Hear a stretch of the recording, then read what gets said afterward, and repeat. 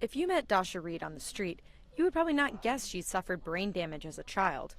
But you might notice something odd if upon second meeting she did not recognize you. Face processing is especially dependent on the right temporal lobe, and so it's on the side here.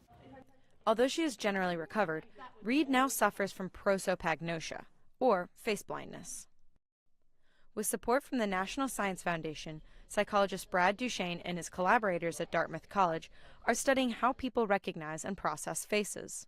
My main interest is trying to understand the organization of the normal brain. And we use these brains that have suffered brain damage to try to make inferences about the way the normal brain operates. Although acquired prosopagnosia was first formally described 150 years ago, it is rare and not well understood.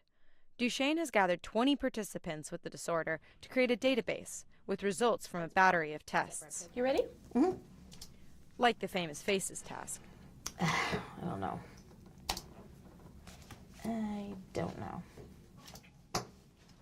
John Travolta. Yeah, baby. That chin, you can't deny the chin. They also test other aspects of perception and memory for objects. And so imagine that we find somebody who's suffered brain damage and they can't recognize faces any longer, but they can still recognize cars in a parking lot and they can recognize scenes and things like that. What that suggests is that faces are processed by different mechanisms in the brain.